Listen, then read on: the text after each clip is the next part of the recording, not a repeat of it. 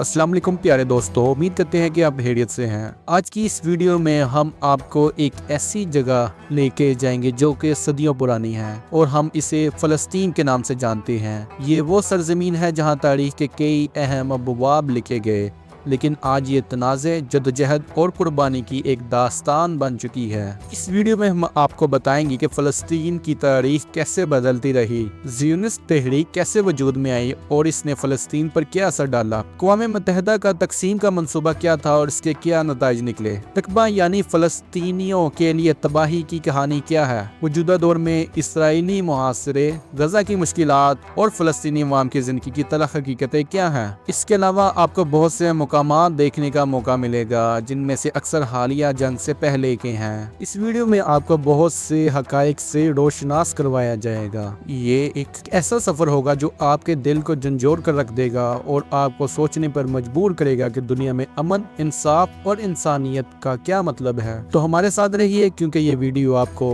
फलस्तीन के बारे में वो हकाइक बताएगी जो शायद आपने पहले कभी नहीं सुने होंगे। फलस्तीन, जिसे तारीखी तौर पर अर्ज़े मुक़द्दस भी कहा जाता है, मशरिक़ी वस्ता में वाक़िया है। ये बहर रोम के मशरिकी किनारे पर मौजूद है। इसके मशरिक में उर्दन, लबनान और शाम शमाल में और मिस्र जनूब मगरिब में है। इस मुतनाज़े इलाके में एक मुक़द्दस जगह है जहाँ हमारे नबी करीम सल्लल्लाहु अलैहि वसल्लम ने मेराज की रात सफ़र फरमाया।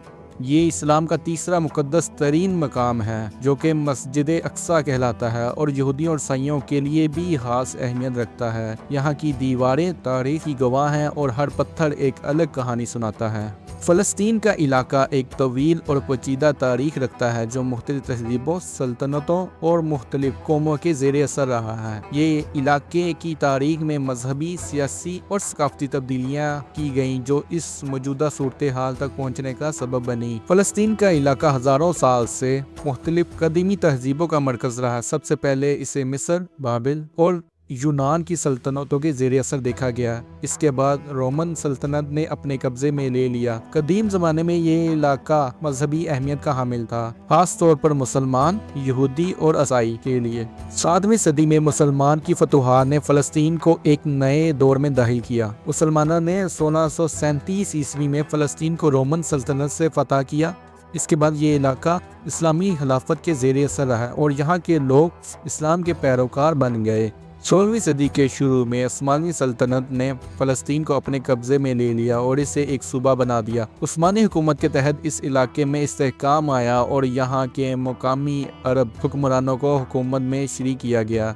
इस दौर में फ़लस्तीन में मुख्तलिफ सकाफ़ती और मजहबी जमातें खुशहाल रहीं, मगर उस्मानी हिकमत अमली के तहत मरकज़ी हुकूमती ताकत का गलबा था। 19वीं सदी के आखिर में यूरोप में सनती इनकलाब और कॉलोनियलिज्म या इस्तेमारियत ने फ़लस्तीन को मुतासिर किया। यूरोप में सियोनी यानी ज़ायनिस्ट तहरीक शुरू हुई जिसका मकसद फ़लस्तीन में यहूदियों के लिए एक वतन कायम करना था। इसी दौरान उस्मानी सल्तनत की कमज़ोरी की वजह से फ़लस्तीन की सियासी सूरत हाल में बेचैनी पैदा हुई। जंगे अजीम अव्वल के दौरान बरतानवी अफवाज ने फ़लस्तीन पर कब्जा कर लिया। इसी दौरान बरतानवी वज़ीर ख़ारजा हर्स जेम्स ने एक मशहूर ऐलान किया कि जिसमें कहा गया कि बरतानी हुकूमत फ़लस्तीन में यहूदी कौम के क़याम की हिमायत करती है। ये ऐलान सियोनी तहरीक के लिए एक बड़ी जीत थी और इसने फ़लस्तीनियों में इत्तराब और तनाज़े को जन्म दिया। 1918 से 1947 तक फ़लस्तीन में यहूदियों की आबादकारी में तेज़ी आई, जिसकी वजह से यूरोप में नाज़ीज़म से बचने के लिए यहूदियों का फ़लस्तीन की तरफ हिजरत करना था। इस दौरान फ़लस्तीन में यहूदियों की आबादी 6% से बढ़कर 33% तक पहुंच गई। ये तब्दीली फ़लस्तीनी अवाम के लिए परेशानी का बायस बनी और कशीदगी बढ़ती गई, जिसके नतीजे में 1936 से 1939 तक फ़लस्तीनी बगावत हुई। दूसरी तरफ सियोनी तंजीमें फ़लस्तीन में यहूदियों के लिए एक वतन कायम करने की मुहिम जारी रखे हुए थी। सियोनी फौजें फ़लस्तीन पर हमला करने लगीं और इन्हें अपने घर से बेदखल करने की कोशिश की। सियोनियत, जो कि 19वीं सदी के आखिर तक एक सियासी नजरिए के तौर पर सामने आई थी, इसने फ़लस्तीन में यहूदियों का वतन कायम करने का मुतालबा किया। फ़लस्तीन में तशवीश और तशद्दुद के बढ़ते हुए वाक़ियात के बाद मामला नई तश्कील करदा अक़वाम मुत्तहिदा के पास भेजा गया। 1947 में अक़वाम मुत्तहिदा ने करारदाद मंजूर की। इसमें फ़लस्तीन को अरब और यहूदी रियासतों में तकसीम की तजवीज़ दी गई थी। इस मंसूबे के तहत यहूदियों को फ़लस्तीन की 55% अराज़ी दी गई, जबकि अरबों को 45% ज़मीन फराहम की गई। यरूशलेम को एक अलहदा बैनुल-अक़वामी इलाका करार दिया गया। 1967 की 6 रोज़ा जंग के दौरान इसराइल ने मशरकी यरूशलेम और मगरबी किनारे पर कब्जा कर लिया, जिसे बैनुल-अक़वामी सतह पर तस्लीम नहीं किया गया।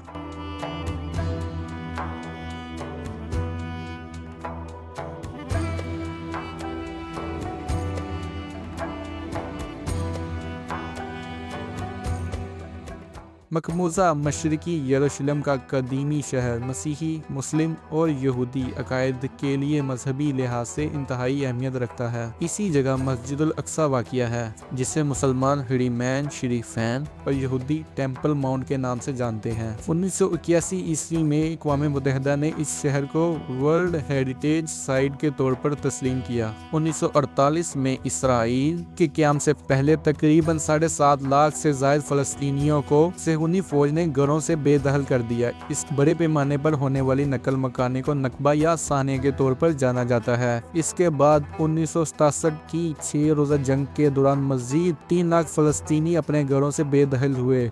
इसराइल ने 1980 में मशरकी यरूशलेम को अपने साथ सम करने का ऐलान किया, मगर बैनुल-अक़वामी कम्युनिटी अभी भी इसे एक मकबूजा इलाका तस्लीम करती है।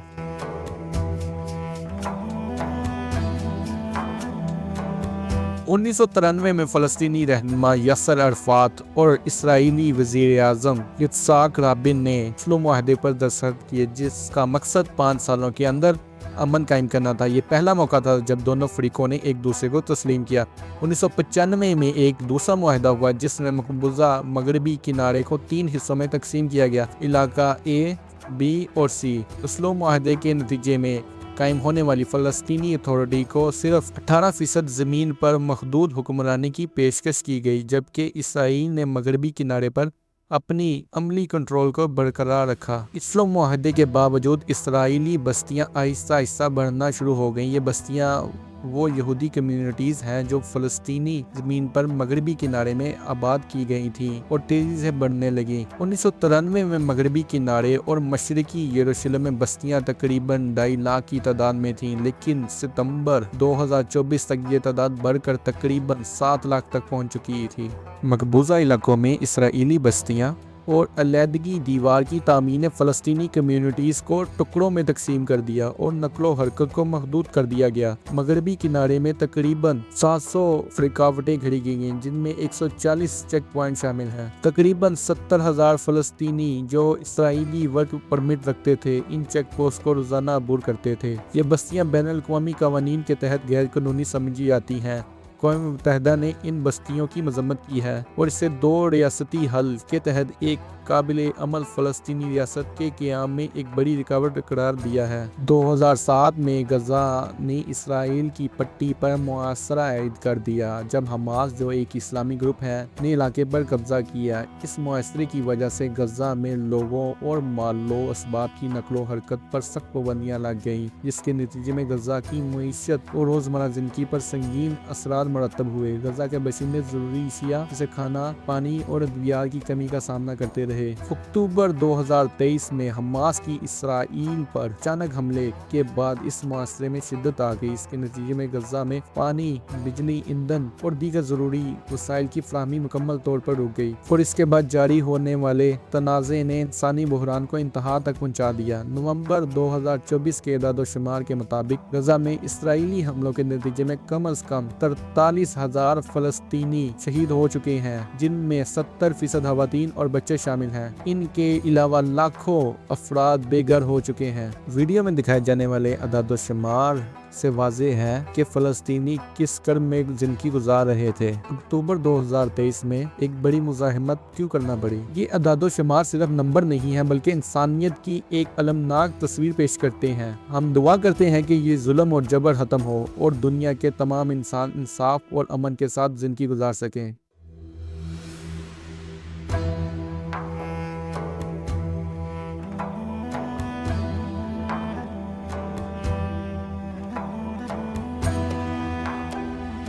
میرے دوستوں اب کچھ مزید تاریخی مقامات کا ذکر کرتے ہیں جو کہ اس سرزمین پر واقع ہیں۔ پہلا مقام جس کا ذکر ضروری ہے وہ قبۃ الصحرا کہلاتا ہے۔ یہ جگہ مسجد الاقصی کے قریب واقع ایک گنبد کا نام ہے جس کا رنگ سنہری ہے، جو کہ ایک تاریخی چٹان پر واقع ہے۔ اس کا نام اس چٹان کے حوالے سے ہے جس پر حضور اکرم صلی اللہ علیہ وسلم نے معراج کی رات قدم رکھا تھا۔ اس عمارت کو عبد المالک نے 7ویں صدی میں تعمیر کروایا۔ یہ قدیمی اسلامی تعمیر آج بھی اپنی اصلی حالت میں موجود ہے۔ بیت الحم شہر میں موجود چرچ آف نیٹیوٹی حضرت عیسیٰ علیہ السلام کی پیدائش سے منسوب ہے۔ یہ جگہ قدیم ترین گرجا گھروں میں شامل کی جاتی ہے۔ الخلیل کے پرانے شہر میں موجود مسجد ابراہیمی بھی ایک انتہائی اہم مقام ہے۔ یہ جگہ مسلمانوں اور یہودیوں دونوں کے لیے مقدس سمجھی جاتی ہے اور تقریباً بغیر کسی وقفے کے ہزاروں سال سے عبادت کے لیے استعمال ہو رہی ہے۔ مسجد کی خاص بات یہ ہے کہ یہ ایک عظیم دیوار سے گھری ہوئی ہے اور اس کے اندرونی حصے کو مسلمان اور یہودیوں کے لیے علیحدہ عبادت گاہوں میں تقسیم کیا گیا ہے۔ اس سرزمین پر دنیا کا سب سے نمکین سمندر بھی واقع ہے جسے ڈیڈ سی کہا جاتا ہے۔